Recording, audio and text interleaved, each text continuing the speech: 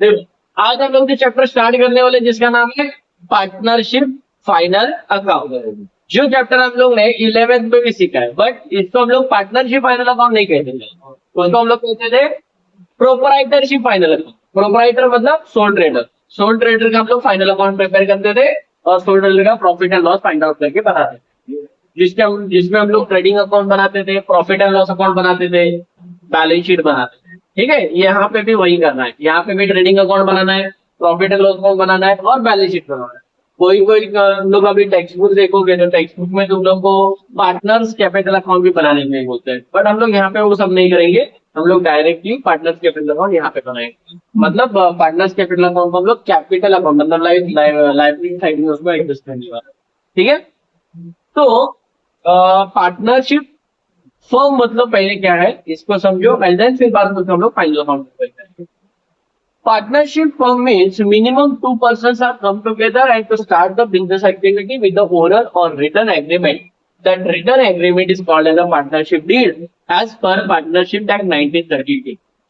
Partnership firm मतलब बच्चों ऐसा बिजनेस ऑर्गेनाइजेशन जिसमें मिनिमम दो पर्सन एक साथ आते हैं, अपने बिजनेस एक्टिविटी को रन करते हैं with small contribution of the capital.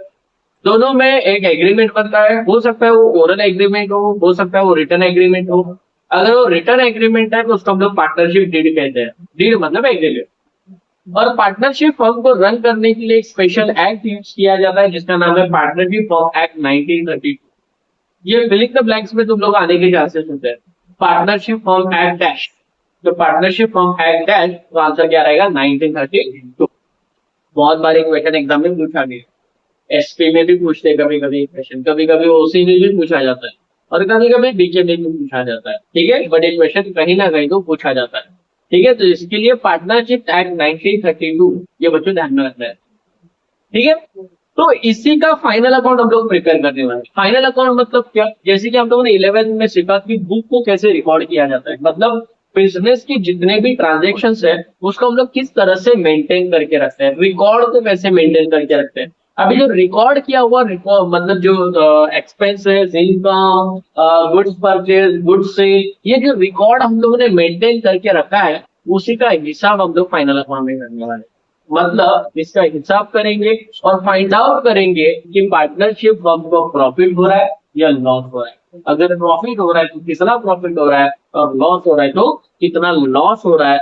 इसी को फाइंड आउट करने के लिए हम लोग पार्टनरशिप फाइनल अकाउंट प्रिपेयर करते हैं। सेम तरीका है जो हम लोग 11th में फाइनल अकाउंट कर चुके हैं, यहाँ पे भी सेम ही फाइनल अकाउंट प्रिपेयर करना है।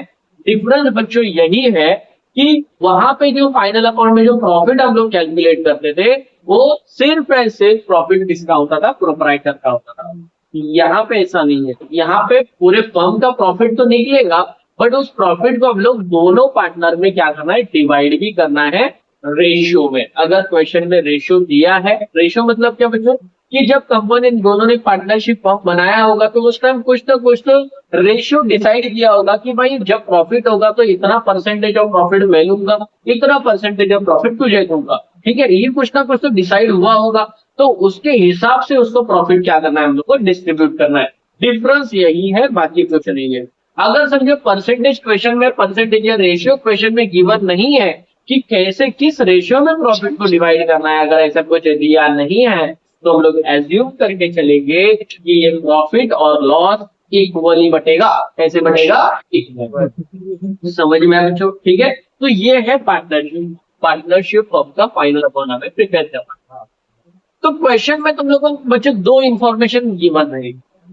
Number 1, given in the question, given in the question. Question में दो चीजें बच्चे तुम लोग को दी रहेगी, एक रहेगा ट्रायल बैलेंस, और दूसरा रहेगा बच्चों adjustment. Trial balance and adjustment question वो गिवन रहेगा। तो सबसे पहले समझिए what is trial balance. Trial balance मतलब बच्चों सारे लेजर अकाउंटिंग का क्लोजिंग बैलेंस। हम लोग ने 11th में लेजर अकाउंट सीखा है ना। हम लोग सैलरी अकाउंट बनाते थे, हम लोग कैश अकाउंट बनाते थे, हम लोग कैपिटल अकाउंट बनाते थे, बहुत सारे अलग अलग डिफरेंट टाइप ऑफ अकाउंट के हम लोग लेजर बनाते थे। ठीक है, जिसका जिसका जर्नल एंट्री हम लोग ने पास किया है वो सब का हम लोग लेजर अकाउंट बनाएगा। मतलब बिजनेस में जो भी ट्रांजेक्शन हो रहा है वो सब का लेजर अकाउंट बनेगा, सबका एक डिफरेंट टाइप ऑफ अकाउंट बनेगा। ठीक है, उसका जो क्लोजिंग बैलेंस है ना बच्चों, वो क्लोजिंग बैलेंस हम लोग कहाँ पे रिकॉर्ड करते हैं? So what is trial balance, ये तुम लोगों को क्वेश्चन पूछा जाता है। ट्रायल बैलेंस मतलब closing of ledger, closing of ledger, ledger का जो क्लोजिंग बैलेंस होता है उसको हम लोग ट्रायल बैलेंस में क्या करते हैं, रिकॉर्ड करते हैं। जैसे कि फॉर एग्जांपल जब मेरे क्लासेस में बहुत सारे एम्प्लॉइज है, मेरे क्लासेस में नॉन टीचिंग स्टाफ है, टीचिंग स्टाफ है, अलग अलग स्टाफ है। ठीक है, तो उनकी मैं क्या करता हूँ, सैलरी पे करता हूँ, हर महीने सैलरी पे करता हूँ। तो समझो मैं सब पूरे मंथ का मैं अगर समझो 10,000 सैलरी पे कर रहा हूँ सबको मिला के। ठीक है, तो 10,000 सैलरी ये मंथली हो गई, तो बताओ मैंने एक साल में कितना सैलरी पे किया, 1,20,000 मैंने सैलरी पे किया। सो दैट 1,20,000 मैं कहाँ पे रिकॉर्ड करूंगा, ट्रायल बैलेंस में रिकॉर्ड करूंगा कि भाई मैंने पूरे साल भर में कितना सैलरी पे किया। ठीक है, हो सकता है मैंने बिजनेस में प्रिंटिंग स्टेशनरी खरीदा है, मार्कर खरीदा है, पेन खरीदा है, पेंसिल खरीदा है, रबर खरीदा है, स्केल खरीदा है, बहुत सारी चीजें मैंने खरीदी। ठीक है, तो वो भी तो एक एक्सपेंस है। ठीक है, तो पूरे साल भर में मैंने टोटल कितना प्रिंटिंग स्टेशनरी खरीदा है, तो वो सारा एक्सपेंसेस भी कहाँ पे जाएगा, ट्रायल बैलेंस में रिकॉर्ड होगा। मतलब इन शॉर्ट अगर मैं तुम लोग बताओ कि जितना भी कैश आ रहा है, जितना भी कैश जा रहा है, कितना गुड्स आ रहा है, कितना गुड्स जा रहा है, कितना एक्सपेंसेस हो रहा है, कितना इनकम हो रहा है, ये सब की टोटल बच्चों कहाँ पे रिकॉर्ड की जाती है, ट्रायल बैलेंस में रिकॉर्ड की जाती है। समझ में आया? मतलब पूरे साल भर में हम लोग ने कितना एक्सपेंस, कितने ट्रांजेक्शन्स किए हैं, उसका क्लोजिंग बैलेंस हमें ट्रायल बैलेंस में क्वेश्चन में गिवन रहेगा। 11th में हम लोग ने सीखा ट्रायल बैलेंस बनाते कैसे है।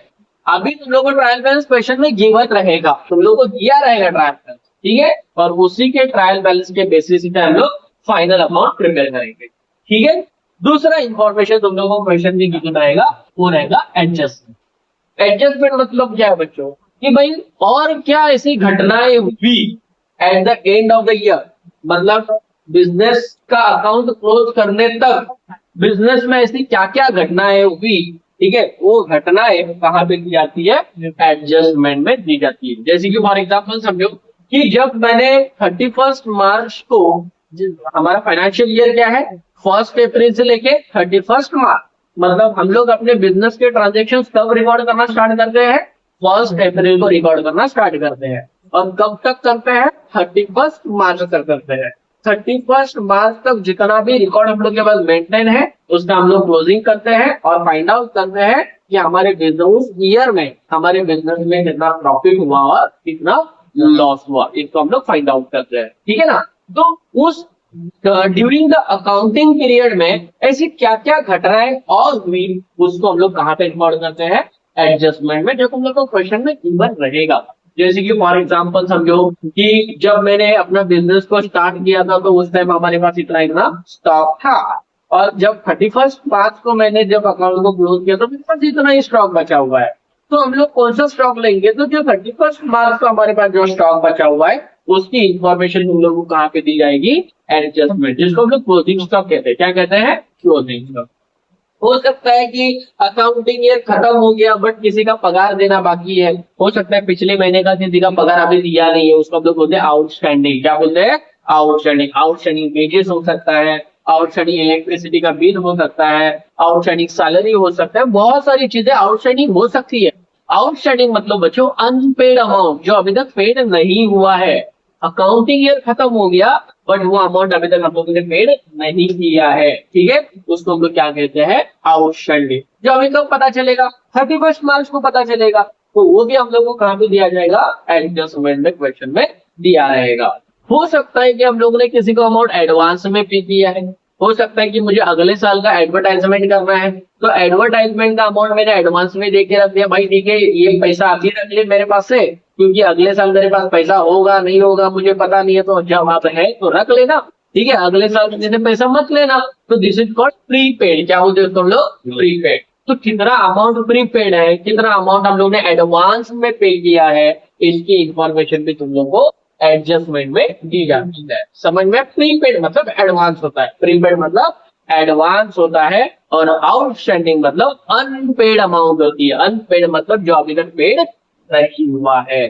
समझ में आया बच्चों, ठीक है।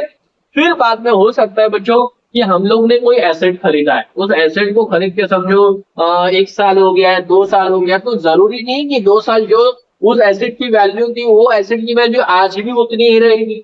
जरूरी नहीं है क्योंकि हम लोग ने उसको यूज किया है, वेयर एंड टियर किया है, तो उसके हिसाब से उसकी वैल्यू क्या होती है, बढ़ती रहती है और कम होती रहती है। अगर हम लोग ने लैंड एंड बिल्डिंग खरीदा है तो लैंड एंड बिल्डिंग की वैल्यू क्या होती है, बढ़ती है। अगर हम लोग ने फर्नीचर खरीदा है तो उसकी वैल्यू क्या होती है, कम होती है। समझ में कि लैंड एंड बिल्डिंग की वैल्यू हमेशा क्या होती है, अप्रिसिएट होती है। ठीक है, अगर हम लोग ने 2 साल पहले अगर कोई 20 लाख का प्रॉपर्टी खरीदा है तो आज उसकी वैल्यू 20 लाख नहीं रहेगी, ऑब्वियसली ज्यादा रहेगी। मतलब वो वैल्यू क्या हो गई बच्चों, एप्रिसिएट हो गई। क्या हो गई, एप्रिसिएट। लेकिन अगर समझो उसी की जगह पे अगर मैंने कोई मोटर कार खरीदी है, ठीक है, 1 लाख की मैंने मोटर कार खरीदी है, क्या आज उसकी वैल्यू 1 लाख रहेगी, क्या नहीं रहेगी, उसकी वैल्यू क्या हो गई होगी, कम हो गई होगी, मतलब वो डेप्रिसिएट हो गई। क्या हो गई, डेप्रिसिएट।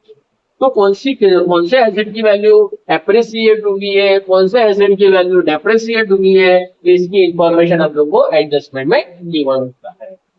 ठीक है, और क्या हो सकता है सर, हो सकता है कि हम कोई कस्टमर को हम लोग ने उधारी में सामान बेचा था और उसने भाई साहब ने उधारी दिया ही नहीं, हमारा बैड डेप्ट हो गया। ठीक है, तो बैड डेप्ट हो गया मतलब इनरिकवरेबल अमाउंट फ्रॉम द कस्टमर, मतलब जो अमाउंट हम लोग कस्टमर से रिकवर नहीं कर पाए उसको हम लोग बैड डेप्ट कहते हैं। ठीक है ना, तो बैड डेप्ट कितना हुआ है उसकी इंफॉर्मेशन भी हम लोग एडजस्टमेंट में गिवन होगी, है ना। हो सकता है कि उस ड्यूरिंग द अकाउंटिंग पीरियड में हमारी बिजनेस में कुछ गोडाउन पे आग लग गई, बहुत सारे गुड्स उसमें डिस्ट्रॉयड हो गए, ठीक है, फायर हो गए। ठीक है, तो उसमें ऐसा कितने के गुड्स फायर हो गए, उसका कितना क्लेम हमें हुआ है, इसकी इंफॉर्मेशन भी होगा एडजस्टमेंट में गिवन होगी। ठीक है, तो ये दो इंफॉर्मेशन बच्चों तुम लोगों को एक क्वेश्चन में गिवन रहेगी, एक रहेगा ट्रायल बैलेंस और एक रहेगा एडजस्टमेंट। बट जब हम लोग फाइनल अकाउंट प्रिपेयर करेंगे तो बच्चों एक चीज मेरी ध्यान में रखना, ट्रायल बैलेंस जो दिया रहेगा उसका हमेशा एक ही इफेक्ट होगा। कितना इफेक्ट होगा, एक ही इफेक्ट होगा। कितना इफेक्ट होगा, एक ही इफेक्ट होगा। बट अगर एडजस्टमेंट में दिया है तो एडजस्टमेंट के हमेशा कितने इफेक्ट होते हैं, तो कितने इफेक्ट होते हैं, समझ में, मिनिमम 2 इफेक्ट होता है। ठीक है, तो ये ध्यान में रखना, एडजस्टमेंट के हमेशा मिनिमम 2 इफेक्ट और ट्रायल बैलेंस में हमेशा 1 इफेक्ट। ठीक है, चलो ये 2 इंफॉर्मेशन हम लोग ने डिस्कस कर लिया। अभी हम लोग देखते हैं हमें प्रिपेयर क्या करना है। We have to prepare, we have to prepare.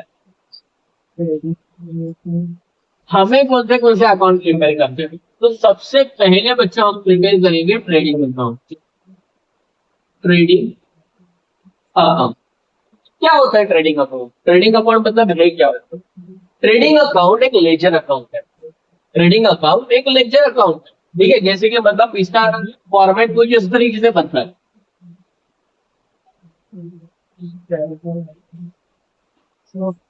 हम लोग को इस तरीके से उसका फॉर्मेट बनाएंगे।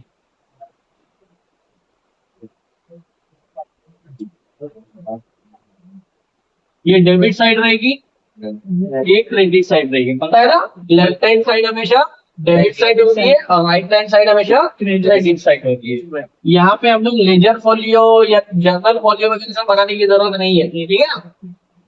यहाँ पे लिखेंगे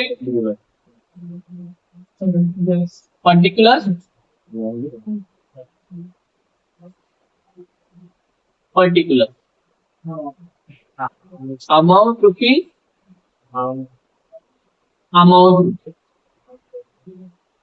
अमाउंट की अमाउंट। ठीक है बच्चों, ये ट्रेडिंग अकाउंट का फॉर्मेट रहेगा। अभी ट्रेडिंग अकाउंट में हम लोग लिखते हैं क्या, ट्रेडिंग अकाउंट हमेशा बच्चों हमारा नॉमिनल अकाउंट होता है। कौन सा अकाउंट होता है, नॉमिनल। ट्रेडिंग अकाउंट कौन सा अकाउंट होता है, नॉमिनल। नॉमिनल का रूल क्या है, debit on expenses and losses, credit on income and gains. ये हम लोग ने 11th में भी सीखा है, ठीक है। नॉमिनल पर गोल्डन रूल्स ऑफ अकाउंटिंग तुम लोगों ने सीखा होगा। गोल्डन रूल 3 है, पर्सनल अकाउंट का रूल है, रियल अकाउंट का रूल है, नॉमिनल अकाउंट का रूल है। तो उसमें से ट्रेडिंग अकाउंट कौन सा अकाउंट है, नॉमिनल अकाउंट है। और नॉमिनल अकाउंट का रूल क्या है, debit on expenses and losses, credit on income and gains. मतलब हमेशा हम लोग डेबिट साइड में क्या लिखेंगे, एक्सपेंसेस एंड लॉसेस को लिखेंगे और क्रेडिट में क्या लिखेंगे, इनकम एंड गेन्स लिखेंगे। समझ में आया बच्चों। तो यहाँ पे सबसे पहले हम लोग लिखते हैं एक्सपेंसेस और लॉसेस, क्रेडिट में लिखते हैं इनकम एंड गेन्स। समझ में बच्चों, डेबिट में हमेशा क्या लिखा जाएगा, एक्सपेंसेस एंड लॉसेस। क्रेडिट में क्या लिखा जाएगा, इनकम एंड गेन्स। तो सबसे पहले बच्चों समझते हैं कि कौन से एक्सपेंसेस हम लोग ट्रेडिंग अकाउंट के डेबिट साइड में लिखेंगे, कौन से इनकम एंड गेन्स हम लोग ट्रेडिंग अकाउंट के क्रेडिट साइड में लिखेंगे। पहले इसको समझते हैं। तो सबसे पहले बच्चों तुम लोग को फिलिंग द ब्लैंक्स में क्वेश्चन आता है, डायरेक्ट सॉरी ट्रू और फॉल्स में आता है, direct expenses are recorded in trading account. Yes, trading account में हमेशा डायरेक्ट एक्सपेंसेस को ही रिकॉर्ड किया जाता है। डायरेक्ट एक्सपेंसेस मतलब क्या होता है, डायरेक्ट एक्सपेंसेस मतलब ऐसे एक्सपेंसेस जो एक्सपेंसेस प्रोडक्ट को प्रोड्यूस करने के लिए डायरेक्टली इम्पोज हुआ है। बराबर, ठीक है। कोई भी प्रोडक्ट को प्रोड्यूस करने के लिए जो एक्सपेंसेस डायरेक्टली इम्पोज हुआ है तो उसको हम लोग डायरेक्ट एक्सपेंसेस कहते हैं। इन शॉर्ट, फैक्ट्री से related expenses, in short factory से रिलेटेड एक्सपेंसेस को ही हम लोग डायरेक्ट एक्सपेंसेस कहते हैं। समझ में आया, ठीक है। Related to factory expenses in also called as direct expenses. समझ में आया बच्चों, क्लियर है। जैसे कि एक एग्जांपल की तरह तुम लोगों को समझाने की कोशिश कर, समझो हमारा एक फैक्ट्री है और उस फैक्ट्री में हम लोग बिस्किट का प्रोडक्शन करते हैं। क्या प्रोडक्शन करते हैं, बिस्किट का प्रोडक्शन करते हैं। हंसता क्या है, ठीक है। किसका प्रोडक्शन करते हैं, बिस्किट का प्रोडक्शन करते हैं। और उस बिस्किट मतलब बिस्किट को बनाने के लिए बहुत सारी चीजें लगेगी। जैसे कि फॉर एग्जांपल पहले बिस्किट को बनाने के लिए हम लोग रॉ मटेरियल खरीदना पड़ेगा, आटा खरीदना पड़ेगा, फिर बाद में हम लोग उसके ड्राई फ्रूट्स खरीदने पड़ेंगे, बटर खरीदना पड़ेगा, बहुत सारी प्रोसेस उसमें इंक्लूड रहेगी, है ना। तो जब तक वो बिस्किट पूरी तरह से बन के रेडी नहीं होता ना बच्चों, उसके ऊपर जितने भी कंपनी ने, उस बिजनेस ऑर्गेनाइजेशन ने उसके ऊपर जितने खर्चे किए वो सारे खर्चे डायरेक्ट एक्सपेंसेस है। वो सारे खर्चे क्या है, डायरेक्ट एक्सपेंसेस। जब तक पूरी तरह से वो बिस्किट बन के रेडी नहीं होता तब तक बिजनेस ने उसके ऊपर जितने भी खर्चे किए वो सारे खर्चे कौन से एक्सपेंसेस है, डायरेक्ट एक्सपेंसेस है, फैक्ट्री से रिलेटेड एक्सपेंसेस है। ठीक है ना, क्लियर। चलो एक एग्जांपल के थ्रू तुम लोग को समझाने की कोशिश करता हूँ। एक स्टोरी तुम लोग को बताता हूँ कि कौन से एक्सपेंसेस हम लोग ट्रेडिंग अकाउंट के डेबिट साइड में रिकॉर्ड करेंगे। ठीक है, तो सबसे पहले मान के चलो कि हमारा एक फैक्ट्री है जहां पे हम लोग बिस्किट का प्रोडक्शन करने वाले हैं। ठीक है, तो अभी हुआ क्या, समझो हम लोग, अभी तुम लोग खुद एक बिजनेसमैन खुद को समझो, ठीक है। और हम अभी यहाँ पे क्या करने वाले हैं, बिस्किट का प्रोडक्शन करने वाले हैं। ठीक है, अभी तुम लोग क्या किए बच्चों, तुम लोग ने सोचा है कि हमें बिस्किट प्रोड्यूस करना है, तो तुम लोग सबसे गए पहले मार्केट में। बट मार्केट में जाने के पहले तुम लोगों ने पहले अपने गोडाउन में कितना सामान आपके पास अवेलेबल है, पहले से ही कितना सामान अवेलेबल है, पहले उसको तुम लोगों ने स्टडी किया। तो आपको पता चला कि भाई हाँ इतना इतना आटा पड़ा हुआ है, इतना इतना ड्राई फ्रूट पड़ा हुआ है, इतना इतना बटर पड़ा हुआ है, बहुत सारी चीजें तुम्हारे पास कुछ पड़ी हुई थी पहले से। ठीक है, तो तुम लोगों ने इसको बोला भाई हाँ इतना तो मेरे पास ऑलरेडी अवेलेबल है, तो उसको हम लोग बोलते हैं ओपनिंग स्टॉक। क्या बोलते हैं, ओपनिंग स्टॉक। यहाँ पे लिखेंगे बच्चों ओपनिंग स्टॉक। ट्रेडिंग अकाउंट के डेबिट साइड में सबसे पहले लिखा जाएगा ओपनिंग स्टॉक। समझ में, जो स्टॉक ऑलरेडी आपके पास अवेलेबल है उसको हम लोग क्या बोलते हैं, ओपनिंग स्टॉक। या तो इसको हम लोग ऐसे भी बोल सकते हैं कि पिछले अकाउंटिंग ईयर में बचा हुआ स्टॉक, उस टाइम वो क्लोजिंग स्टॉक था, अब के लिए वो क्या बनेगा, ओपनिंग स्टॉक बनेगा। क्या बनेगा, ओपनिंग स्टॉक। समझ में आ रहा है बच्चों, क्लियर। फिर बाद में तुम लोग ने क्या सोचा कि चलो क्यों ना हम लोग अभी सामान तो चेक किया है, अभी हम लोग मार्केट जाने के लिए कुछ प्रॉब्लम नहीं है, तो हम लोग गए मार्केट में। मार्केट में गए, हम लोग ने आटा खरीदा, हम लोग ने बटर खरीदा, हम लोग ने ड्राई फ्रूट खरीदा, बहुत सारी चीजें खरीद ली जो हमें उस बिस्किट को बनाने के लिए जरूरी है। ठीक है, तो खरीदा मतलब क्या किया बच्चों, परचेज किया। क्या किया, परचेज। तो परचेज किया तो हमारा क्या हो गया, खर्चा हो गया, एक्सपेंस हो गया। ठीक है, तो ये खर्चा कहाँ पे जाएगा, ट्रेडिंग अकाउंट के डेबिट साइड में जाएगा, टू परचेज। ये परचेज हम लोग ने लिख दिया बच्चों। ठीक है, ये परचेज हम लोग ने लिख दिया। अभी हुआ क्या बच्चों कि हम लोग ने कुछ सामान खरीद तो लिया, बट कुछ सामान उसमें से हम लोगों को डिफेक्टेड मिला। वो सामान उसमें से क्या मिला? डिफेक्टेड मिला। तो जो डिफेक्टेड सामान है उसको तुम लोगों ने क्या कर दिया? रिटर्न कर दिया। क्या कर दिया? रिटर्न। तो अभी तुम्हारा परचेस की वैल्यू बढ़ेगी कि कम होगी? कम हो जाएगी। मतलब समझो, मान के चलो तुम लोगों ने 1 लाख का सामान खरीदा था, बट उसमें से 2,000 का सामान तुम लोग ने रिटर्न कर दिया। क्या कर दिया? रिटर्न कर दिया। क्यों? क्योंकि वो डिफेक्टेड था। क्या था?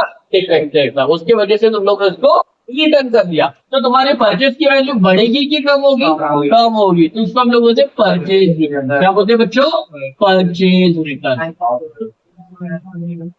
परचेज रिटर्न को हम लोग रिटर्न आउटवर्ड भी कहते हैं। रिटर्न आउट, ठीक है। परचेज रिटर्न को ही हम लोग रिटर्न आउटवर्ड भी कहते हैं। जो परचेज में से क्या होता है? माइनस। या हम लोग ने परचेज में से बच्चों क्या कर दिया? उसको माइनस कर। ठीक है। तो जो रिमेनिंग बैलेंस रहेगा लाइक 98,000 हम लोग कहाँ पे लिखेंगे? आउटर कॉलम में लिख देंगे। समझ में आया? ठीक है। चलो, गुड्स तो खरीद लिया। अभी यार हम लोग इतने बड़े कंपनी के मालिक है, इतने बड़े बिजनेस ऑर्गेनाइजेशन के मालिक है, ठीक है ना। तो हम लोग क्या करेंगे? सामान खरीद तो लेंगे, लेकिन सामान को गाड़ी में लोड हम लोग नहीं करेंगे। हम लोग क्या करेंगे? एक हमान को बुलाएंगे, हमान इधर बराबर, हमान को बोलेंगे सब सामान उठा और गाड़ी में क्या कर दे? लोड कर दे। तो हमान ने क्या किया? सारा सामान उठा दिया, गाड़ी में लोड कर दिया। अगर तुम लोग बाय गाड़ी से आ रहे हो, जाओगे रिचार्ज खत्म हो गया, अरे चलता है, ठीक है। तो गाड़ी में हम लोग ने क्या कर दिया? लोड कर दिया। अभी गाड़ी में लोड कर दिया, तो जिसने गाड़ी में सामान लोड किया है, क्या वो फ्री में करेगा? क्या नहीं करेगा भाई। वो क्या मांगेगा? पैसा मांगेगा। खर्चा हुआ कि नहीं हुआ? हो गया। बिस्किट अभी भी बनाए क्या? नहीं बनाए। बिस्किट अभी भी बनना बाकी है। तो जब तक पूरी तरह से बिस्किट बन के रेडी नहीं होता बच्चों, तब तक उसके ऊपर जितने भी खर्चे हो रहे हैं वो सारे खर्चे कहाँ पे जाने वाले हैं? ट्रेडिंग अकाउंट के डेबिट साइड में जाने वाले हैं। ठीक है। तो उस खर्चे को हम लोग क्या नाम देंगे? बोलेंगे कैरिज। क्या बोलेंगे? कैरिज। कैरिज इनवर्ड या कैरिज, सिर्फ कैरिज भी बोला होगा तो भी ट्रेडिंग अकाउंट डेबिट, और अगर कैरिज इनवर्ड बोला होगा बच्चों तो भी ट्रेडिंग अकाउंट डेबिट में ही जाएगा। कैरिज इनवर्ड, ये कैरिंग है ना। कैरिंग मतलब कैरी करने का खर्चा, प्रोडक्ट को कैरी करने का खर्चा, वो कहाँ पे जाता है? ट्रेडिंग अकाउंट के डेबिट साइड पे जाता है। चलो, सामान लोड कर दिया, सामान लोड कर दिया। अभी तुम लोग बाय समझो बाय आउट ऑफ कंट्री से सामान लेके आ रहे हो, या बाय समझो विद इन द कंट्री से लेके आ रहे हो, ठीक है ना। तो बाय रोड से लेके आ रहे हो, बहुत सारे वेज तुम्हारे पास अवेलेबल होते हैं, बहुत सारे चैनल्स तुम्हारे पास अवेलेबल होते हैं, जिस चैनल्स के थ्रू आप गुड्स को क्या करते हो? परचेज करते हो या तो इंपोर्ट करते हो। ठीक है। अगर तुम लोग आउट ऑफ कंट्री से खरीदते हो तो उसको हम लोग इंपोर्ट बोलते हैं। अगर हम लोग विद इन द कंट्री से करते हैं तो हम लोग बोलते हैं गुड्स को परचेज कर रहे हैं। क्या कर रहे हैं? परचेज कर रहे हैं, है ना। समझ में आ रहा है इधर तक? तो यहाँ पे हम लोग ने कैरिज दे दिया। अभी समझो बाय शिप से लेके आ रहे तो शिप का टिकट निकालना पड़ेगा, बाय प्लेन से बाय प्लेन से लेके आ रहे तो प्लेन का टिकट निकालना पड़ेगा, बाय रेल से लेके आ रहे तो रेलवे का टिकट निकालना पड़ेगा। तो टिकट तो निकालना पड़ेगा ही ना, तो खर्चा होगा कि नहीं होगा? होगा। तो उसको हम लोग बोलते हैं फ्रेट एक्सपेंसिव। क्या बोलते हैं?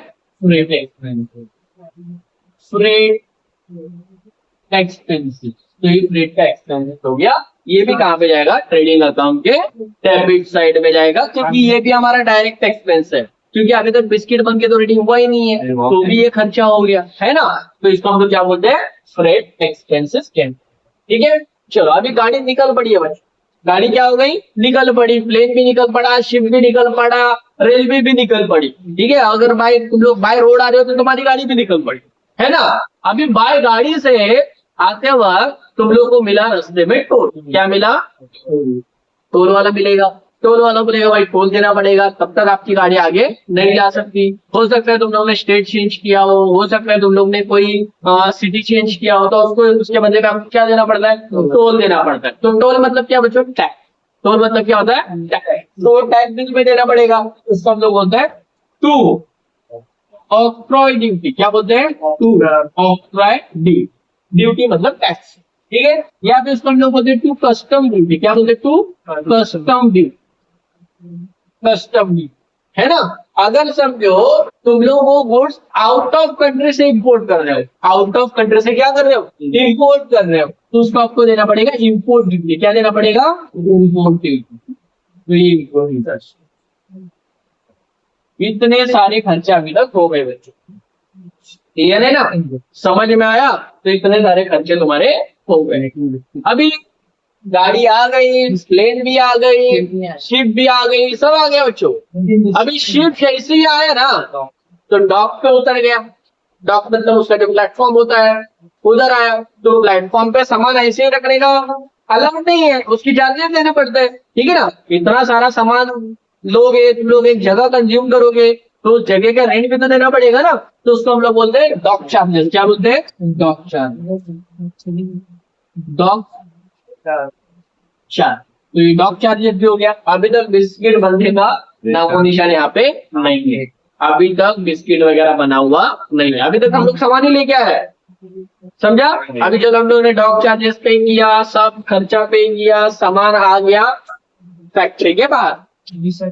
फैक्ट्री के बाहर जैसे ही सामान आ गया बच्चों, फैक्ट्री का मालिक बाहर खड़ा है साहब। तो बोला क्या हो गया? बोलते सामान अंदर नहीं रखने का। मैं बोला क्यों? अरे भाई पहले फैक्ट्री का रेंट, पहले क्या दो? फैक्ट्री का रेंट, पहले फैक्ट्री का रेंट देने का, फिर बाद में सामान अंदर रखने का, ठीक है। तो बोला ठीक है चल, पॉकेट से पैसा निकाला, फैक्ट्री वाले को रेंट दे दिया, तो फैक्ट्री का रेंट हो गया, खर्चा हो गया हमारा। बिस्किट बना क्या अभी भी नहीं बना, तो ये फैक्ट्री का रेंट भी जाएगा। To factory rent, factory rent, तो ये भी डायरेक्ट एक्सपेंस है ना। फिर बाद में हम लोग ने फैक्ट्री का रेंट दे दिया, सामान वगैरह सब अंदर फैक्ट्री में लोड कर दिया, ठीक है, फैक्ट्री में रख दिया सब सामान। अभी जैसे फैक्ट्री में रख दिया तो यार हमारे पास जो मशीन्स वगैरह है, ठीक है, बोलेंगे सर मशीन नहीं खरीदेंगे। अरे मशीन है हमारे पास। बोलेंगे सर उस प्रोडक्ट में इंक्लूड नहीं होगा, वो इनडायरेक्टली हो जाएगा बाद में, तुम लोग को बताऊंगा बाद में वो कैसे ऐड होगा, ठीक है। तो जो फैक्ट्री का जो लाइक मशीन है, ठीक है, उसको चलाने के लिए अगर वो फैक्ट्री का मशीन अगर पेट्रोल पे चलता है, इलेक्ट्रिसिटी पे चलता है, कोल गैस या वाटर पे चलता है, तो इसका भी तो खर्चा देना पड़ेगा, है ना। तो कोल गैस वाटर खरीदना पड़ेगा, तो उसका भी तो खर्चा करना पड़ेगा। To coal, coal gas fuel and water, and water, ये भी तो खर्चा किया तुम लोग ने, ठीक है ना। अभी ये सब खर्चा किया, मशीन वगैरह सब चालू हो गया, बट मशीन अगर वो इलेक्ट्रिसिटी पे चलता है तो फैक्ट्री इलेक्ट्रिसिटी बिल पे करना पड़ेगा, ठीक है ना। तो फैक्ट्री का इलेक्ट्रिसिटी बिल रहेगा, वो भी पे करना पड़ेगा। चलो वो हो जाने के बाद अभी लेबर भाव खाने लग गया, जो प्रोडक्शन कर रहा है। लेबर क्या बोल रहा है? भाई पगार डिसाइड करो, हमें महीने का पगार नहीं चाहिए, हमें डेली पगार चाहिए, है ना। आज काम करूंगा, आज पगार, आज मैं जितना भी यूनिट प्रोड्यूस करूंगा उसके हिसाब से मुझे पगार मिलना चाहिए, ठीक है। तो उसको हम लोग सैलरी नहीं बोल सकते, उसको हम लोग बोलते हैं सैलरी। क्या बोलते हैं? वेजेस। क्या बोलते हैं बच्चों? वेजेस। वेजेस मतलब बच्चों जो पेमेंट डेली बेसिस पे मिलता है, जो पेमेंट हम लोग को डेली बेसिस पे मिलता है उसको हम लोग क्या बोलते हैं? वेजेस, है ना। अब उसको हम लोग वेजेस देंगे, पगार देंगे, तो क्या बनाएगा उसका? बिस्किट। और बिस्किट बन के क्या हो जाएगा? है ना। अच्छा हो सकता है कि वो बिस्किट एकदम रॉयल टाइप का बनाने का है।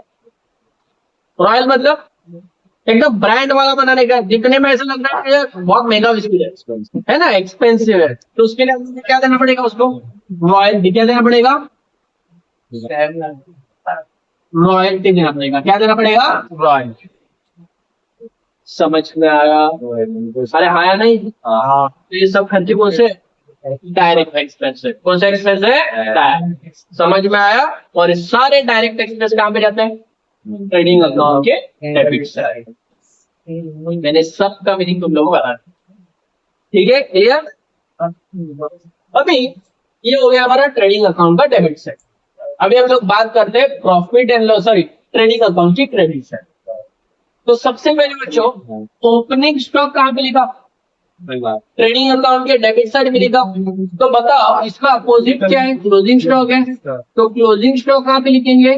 ट्रेडिंग अकाउंट की क्रेडिट साइड में लिखेंगे closing stock. Opening stock top पे था, क्लोजिंग स्टॉक एंड में है। समझ में आया? कुछ प्रॉब्लम नहीं है, किधर भी लिखोगे तो, बट एक फॉर्मेलिटीज ध्यान रखने को क्लोजिंग स्टॉक हमसे एंड में है। क्लियर? डन। तो ओपनिंग स्टॉक हम लोग ने कहा मिलेगा ट्रेडिंग अकाउंट के डेबिट, क्लोजिंग स्टॉक कहाँ पे लिखेंगे ट्रेडिंग अकाउंट के क्रेडिट। सर परचेज कहाँ पे लिखा ट्रेडिंग अकाउंट के डेबिट, तो सेल कहाँ पे लिखेंगे ट्रेडिंग अकाउंट के क्रेडिट। बाय सेल, सेल्स में से परचेज रिटर्न को क्या किया बच्चों माइनस, तो सेल में से सेल्स रिटर्न को क्या करेंगे माइनस, सेल्स रिटर्न को क्या कर दिया माइनस। परचेज रिटर्न को रिटर्न इनवर्ड रिटर्न आउटवर्ड बोला जाता है, वैसे ही सेल्स रिटर्न को भी क्या बोला जाता है रिटर्न इनवर्ड। क्या बोला जाता है रिटर्न इनवर्ड। ये इसमें से क्या होगा बच्चों माइनस, सॉरी सेल्स रिटर्न यही है ना, माइनस कर दिया। ठीक है, ये दो चीजें ट्रेडिंग अकाउंट के क्रेडिट साइड में कंपल्सरी है। सबसे पहले opening stock trading account debit में है, इसलिए क्लोजिंग स्टॉक कहाँ पे जाएगा ट्रेडिंग अकाउंट के क्रेडिट साइड। परचेज कहाँ पे गया ट्रेडिंग अकाउंट के डेबिट में, तो सेल्स कहाँ पे जाएगा ट्रेडिंग अकाउंट के क्रेडिट। परचेज में से परचेज रिटर्न को क्या किया माइनस, सेल्स में से सेल्स रिटर्न को क्या करेंगे माइनस। परचेज रिटर्न का दूसरा नाम क्या है रिटर्न आउटवर्ड, सेल्स रिटर्न का दूसरा नाम क्या है रिटर्न इनवर्ड। समझिए पक्का डन माइंड फिट बोलोगे अभी नहीं। अच्छा एक चीज और मत भूलना सर, इसके अलावा और क्या जाएगा, कुछ नहीं सर, जहां जहां पे गुड्स वर्ड आया क्या GOODS गुड वर्ड आया तो समझ जाने का इसकी जगह कंफर्म है ट्रेडिंग अकाउंट के क्रेडिट साइड। गुड्स वर्ड आया तो समझ जाने का वो एडजस्टमेंट में हो या वो ट्रायल बैलेंस में दिया हो। गुड्स वर्ड आया तो समझ जाने का इसकी जगह कहां पे कंफर्म है ट्रेडिंग अकाउंट के क्रेडिट साइड में कंफर्म। ठीक है, तो सर ऐसे कौन से कौन बना दो by goods destroyed by fire, ठीक, स्टोलन, कुछ भी हो सोना है। मैंने क्या बोला गुड्स जो कुछ भी है तो ज्यादा दिमाग नहीं लगाने का। सर ने क्या बोला गुड्स से रिलेटेड तो कहाँ पे जाएगा क्रेडिट अकाउंट क्रेडिट। ठीक से समझ में आया, ज्यादा दिमाग लगाने की जरूरत इसमें नहीं। तो और क्या जाता है गुड्स से related by withdraw bye partner. अगर पार्टनर कुछ सामान अपने घर पे लेके गया है ना, कुछ बिस्किट है वो सब अपने घर पे लेके गया है ना, तो इसको हम लोग बोलते हैं ड्रॉइंग। क्या बोलते हैं ड्रॉइंग, बट किया तो गुड्स ही है। क्या ड्रॉ किया उसने गुड्स, तो ये कहाँ मिलेगा ट्रेडिंग अकाउंट के क्रेडिट साइड में। अच्छा हो सकता है सर कुछ सामान उसने फ्री में दिया होगा कस्टमर को, बोलेंगे सर क्यों एडवर्टाइजमेंट करने के लिए।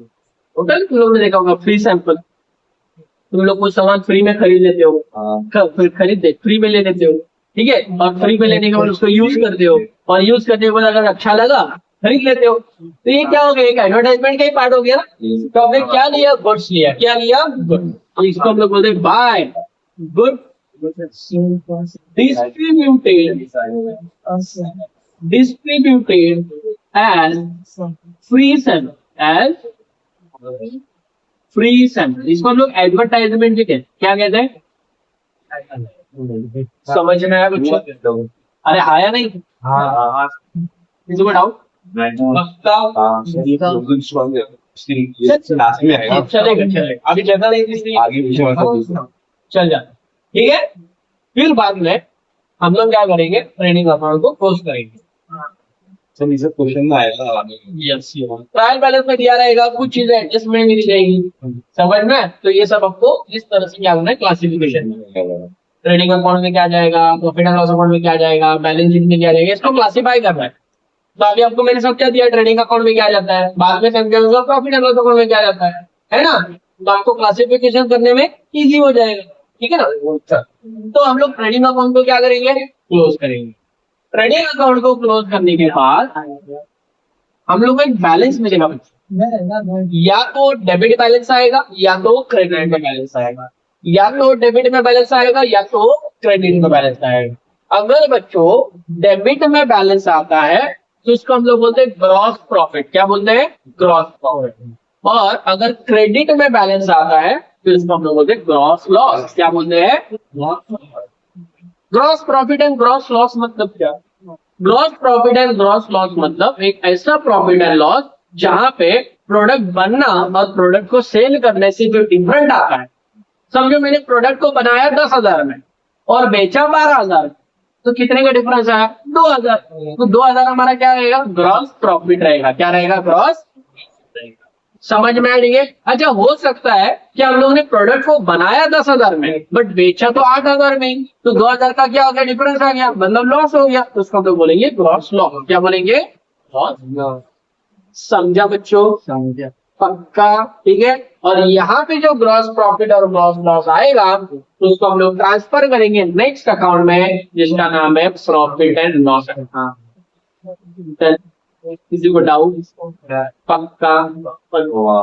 Thank you very much.